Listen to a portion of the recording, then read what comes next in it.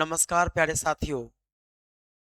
आज मैं एक बार फिर से आप सभी साथियों का, आप सभी छात्रों का अपने YouTube चैनल मैराथन गुरु में स्वागत करता हूं। प्यारे साथियों, मैंने एक सीरीज स्टार्ट की है, एक मुहिम स्टार्ट की है। अलजेब्रा चल रहा है उस मुहिम। हमारा लक्ष्य एकमात्र है, हमारे सभी छात्र इस बार के एसएससी सीजीएल एग्जाम में, एसएससी सीएचएल एग्जाम में जो कंडक्ट होने वाली है, उस एग्जाम में बेहतर स्कोर करें। और उन्हें बेहतर स्कोर कराने के लिए मैं बार बार डिफरेंट सवालों को लेकर, डिफरेंट कॉन्सेप्ट्स को लेकर आ रहा हूं। और ये सीरीज लंबी चलने वाली है प्यारे साथियों, बहुत लंबी चलेगी। अभी तो अलजेब्रा चल रहा है, ट्रिगो भी चलेगी, मेंसुरेशन भी चलेगी, ज्योमेट्री भी चलेगी, अर्थमेटिक मैथ्स भी चलेगी, सब कुछ चलेगा। जो भी आपका डिमांड है सबके अकॉर्डिंग चलेगा। तो आइए एक बार हम सभी लोग एक एक करके यूनिक यूनिक प्रश्नों को देखते हैं और कैसे उन सवालों को उड़ा दिया जाएगा। सिंगल स्टेप में आपको मैं समझाता हूं। आप 2 मिनट के लिए, कम से कम अगर आपके पास टाइम नहीं है तो आप 2 मिनट के लिए इस वीडियो में बने रहिए और आप देख पाएंगे इस सवाल को मैंने सिर्फ बोला है कि मैं उड़ाऊंगा या सच में उड़ा दिया हूं। आइए देखते हैं। देखिए एक सवाल क्या है, यदि x बराबर 16 तो प्रश्न ने आपसे पूछा है x का पावर 7 माइनस 17x का पावर 6 प्लस 17x का पावर 5 माइनस 17x का power 4 plus 17x cube minus 17x square plus 17x plus 40। इसकी वैल्यू कितनी होगी? अब अगर आप 16 का पावर पुट करेंगे तो मल्टीप्लाई कर पाना डिफिकल्ट होगा।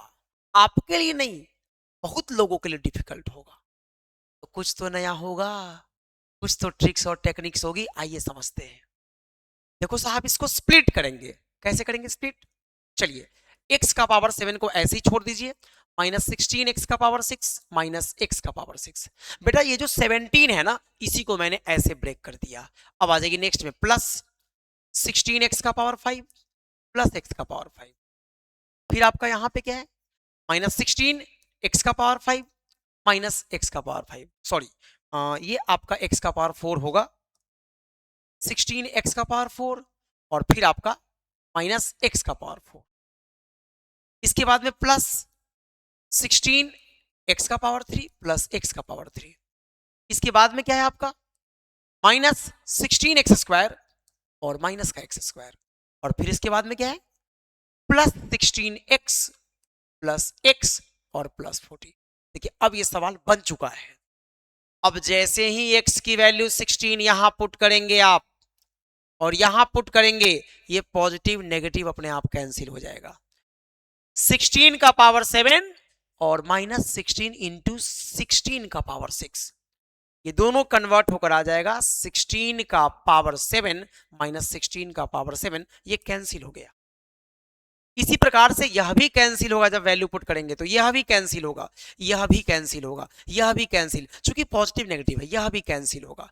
और ये आपका क्या आ जाएगा? x की वैल्यू कितनी है?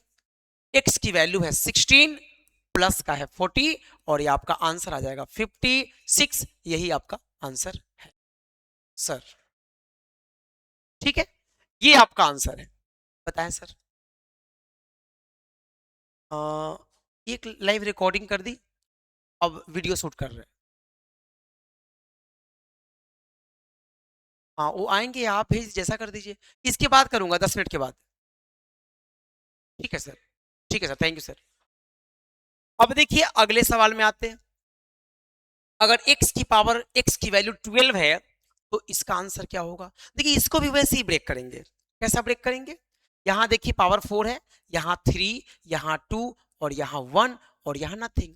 तो आप इसे लिख सकते हैं x का पावर 4 माइनस 12x का पावर 3 माइनस x का पावर 3 और ये 12x square plus x square minus 12x minus x plus 19। ठीक है, अब आप x की वैल्यू को पुट करिए। अब मैं इसके बाद बताऊंगा कि मैं स्प्लिट कर ही क्यों रहा हूं और इसका आंसर निकालना एक स्टेप में बता दूंगा।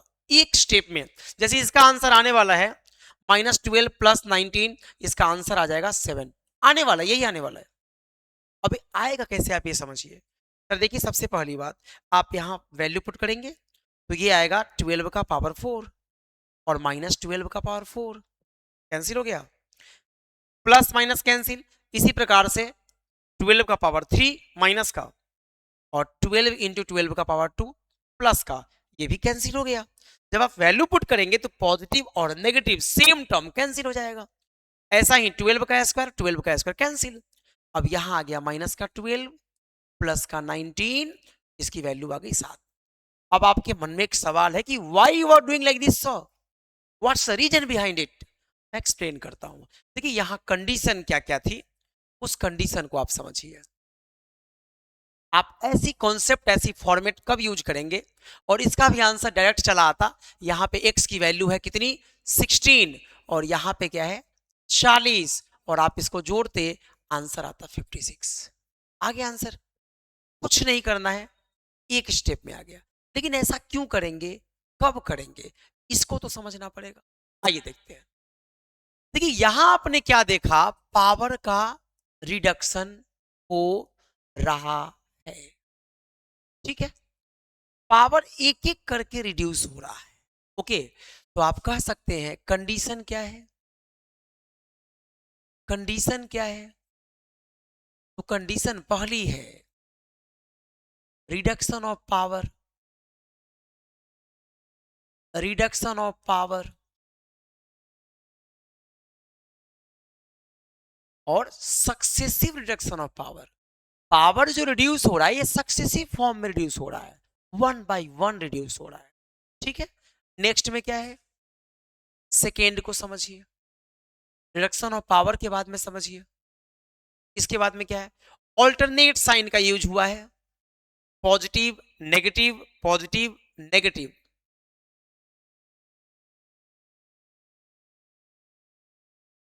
Alternate sign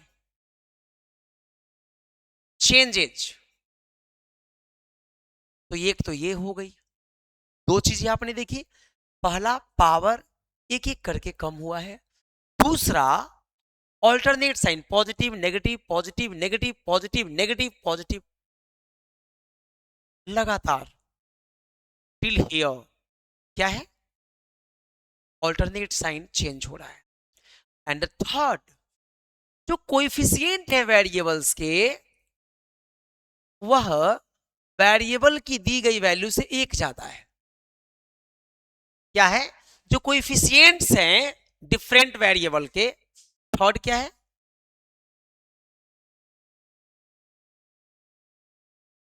coefficients of variable term, variable term are one more than the value of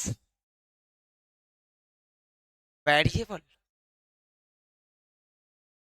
जो कोएफिशिएंट है मेरे भाई, जो कोएफिशिएंट है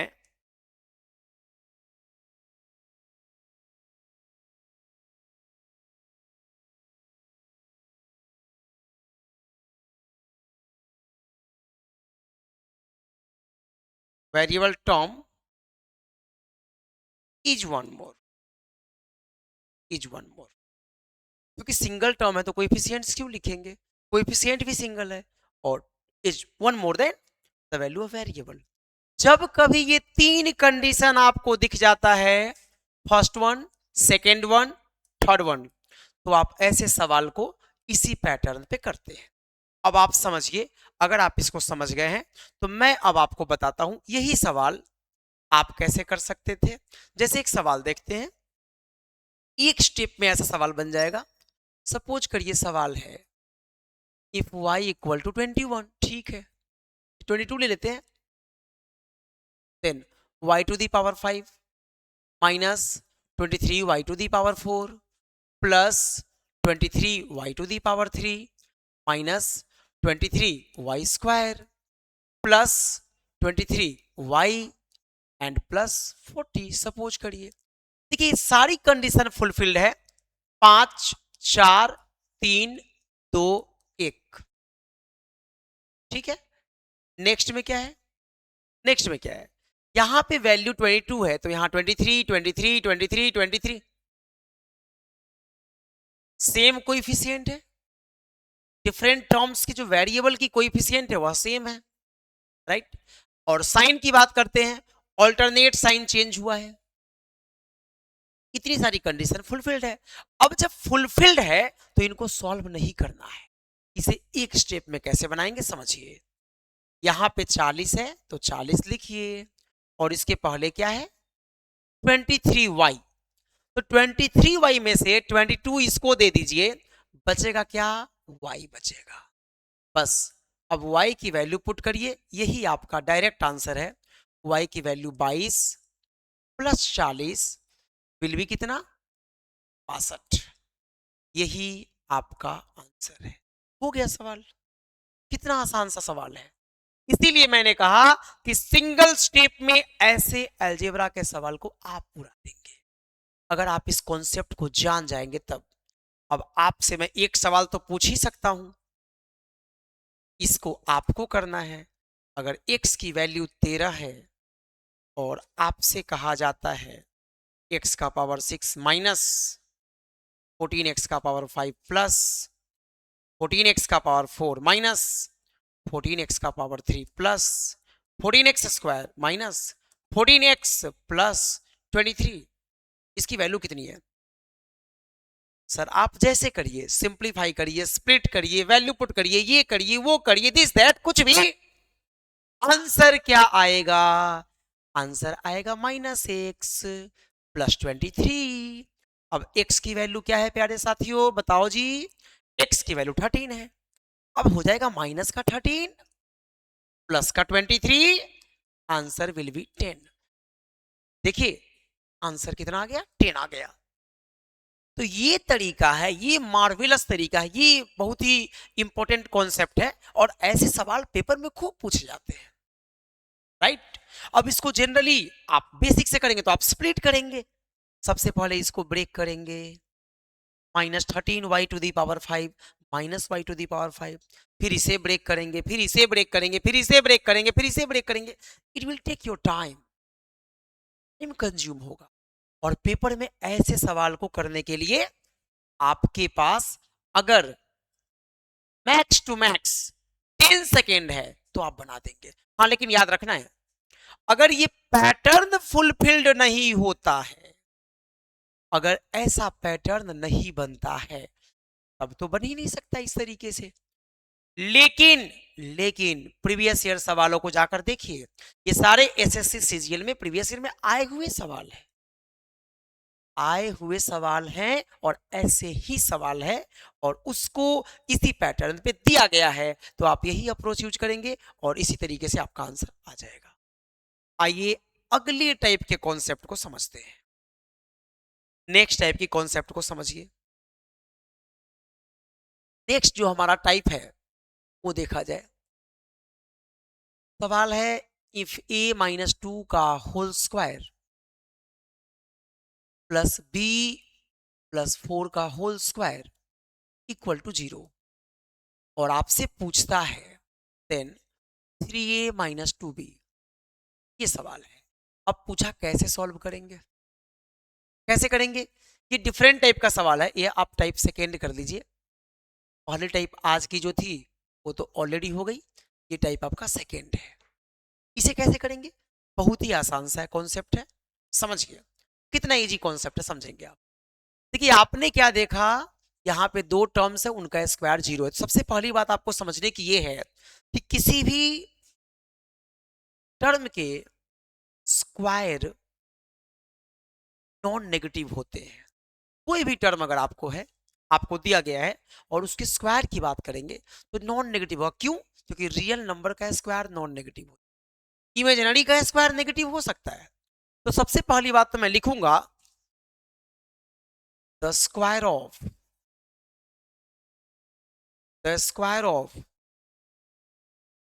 any real term, real term को आप लिख सकते हैं real number term, real number term is non negative, is non negative. क्या कहा मैंने कहा किसी भी वास्तविक संख्या का जो स्क्वायर है, जो वास्तविक पद है, उसका स्क्वायर क्या होता है, ऋणात्मक नहीं होता है। तो देखिए नंबर लाइन की बात अगर करिए और आप कह रहे हैं कि ऋणात्मक नहीं होता है, इसका मतलब इधर तो कुछ हो ही नहीं सकता, इधर तो कोई पॉसिबिलिटीज ही नहीं है। आपने कहा ऋणात्मक हो ही नहीं सकता, ये पॉसिबल नहीं है, तो इधर होगा मतलब पॉजिटिव होगा। तो मिनिमम कितना होगा, मिनिमम, तो मिनिमम होगा 0। कितना होगा, 0। अब इस कंडीशन को लेकर हम इस सवाल में आते हैं। यहां बोला दो टर्म के स्क्वायर का एडिशन 0 है, इसका मतलब ये हुआ कि इनमें से जो प्रत्येक टर्म होगा a-2 यह भी 0 होगा और b+4 यह भी 0 होगा। क्योंकि आपने कहा कि ये नॉन नेगेटिव टर्म है, तो इसकी मिनिमम वैल्यू 0 के बराबर होगी। इसका मतलब a-2 का होल स्क्वायर 0 के इक्वल होगा, इसका मतलब a-2 भी 0 के बराबर होगा। और यहां से a की वैल्यू कितनी आ गई, 2 आ गई। यहां से b की वैल्यू कितनी आ गई, -4 आ गई। हो गया। अब आप इस वैल्यू को यहां पुट करिए तो आ जाएगा 3 × 2 और -2 × -4, ये आ गया 6, ये आ गया 8। 6 + 8 विल बी 14, यही आपका आंसर है। ध्यान दीजिएगा, एक चीज आप समझिए, कॉन्सेप्ट्स की बात की जाए तो एक से एक यूनिक कॉन्सेप्ट आपको यहीं पे दी जाएगी, यहीं पर दी जाएगी, फ्री ऑफ कॉस्ट दी जाएगी। लाइव सेशन भी मिलेगा आपको, प्रैक्टिस सेशन भी मिलेगा आपको, टीम के साथ क्लास भी मिलेगी आपको। बस हमने क्या कहा, आप सबको एक सपोर्ट बनाए रखना है, अपने फ्रेंड्स को, अपने दोस्तों को जितना अधिक से अधिक उतना जोड़ना है। वीडियोज अच्छी लगी हो तो वीडियो को लाइक भी करना है, कमेंट भी मेंशन करना है, आपको मोटिवेट करना है। जो टीचर आपको पढ़ा रहे उनको एक मोटिवेशन मिलना चाहिए आपके साइड से, और वो मोटिवेशन कौन देगा, जब आप लाइक ठोकते हैं तो मोटिवेशन मिलता है, जब आप पॉजिटिव कमेंट्स डालते हैं तो मोटिवेशन मिलता है। और कहीं ना कहीं ऐसे ही सवाल पेपर में आते हैं। तो याद रखिए मैंने क्या कहा, मैं ब्रीफ आउट कर दूं कि अगर बहुत सारे टर्म्स, यहां तो 2 ही टर्म्स थे, अगर बहुत सारे टर्म का स्क्वायर 0 के समान है, इसका मतलब प्रत्येक टर्म कितना होगा, 0 के बराबर होगा, जैसा कि मैंने किया है, और उसके बेस पे आपने आंसर निकाल लिया। क्योंकि स्क्वायर रियल नंबर का नेगेटिव नहीं होता है, तो इसका नेगेटिव नहीं होगा, इसका भी नेगेटिव नहीं, तो मिनिमम 0 तो होगा। ठीक है, आइए ऐसा ही अगला सवाल देखते हैं, ऐसा ही नेक्स्ट सवाल देखते हैं। अगला सवाल है, इफ 2a-4 का होल स्क्वायर प्लस 3b-9 का whole square plus 6c plus 15 का स्क्वायर इक्वल टू 0, कितना है, 0 के इक्वल है। तो प्रश्न ने क्या पूछे हैं, then a plus b minus या प्लस c की वैल्यू क्या होगी, ये पूछा है। अब जैसा कि आप जानते हैं, एज यू नो, इनका square non negative, square non negative, non negative, it means minimum value इसकी कितनी होगी, 0 होगी। इसकी मिनिमम वैल्यू कितनी होगी, 0 होगी, इसकी भी 0 होगी। प्रत्येक टर्म को 0 के बराबर मान लेना है। यही तो मैंने कहा कि अगर स्क्वायर है तो प्रत्येक टर्म को 0 मानेंगे। और स्क्वायर कब है, जब इन सब का एडिशन 0 है, यहां पर 0 दे रखा है, इक्वल टू 0 लिख रखा है, तभी ऐसी पॉसिबिलिटीज हो पाती है, राइट। अब देखिए यहां से twice of a-4 will be 0, this implies a will be 4/2 will be 2, कोई डाउट नहीं है। इसी प्रकार से 3b-9 equal to 0, this implies 3b equal to 9, this implies b equal to 3। इसी प्रकार से 6c plus 15 equal to 0, this implies 6c equal to -15, this implies c equal to -15/6 equal to -15/6। c की value कितनी आ गई, -15/6। 6। अब value को put कर दीजिए, ए की वैल्यू 2, ए की वैल्यू 2, बी की वैल्यू कितनी है 3 और सी की वैल्यू कितनी है -15/6, दैट इज 2.5। तो ये 5 है और ये 2.5 है, 5/2, 2.5, 5 में से 2.5 घटाएंगे तो आएगा 2.5। कितना आ गया 2.5। तो इसका आंसर कितना आ जाएगा 2.5 विल बी द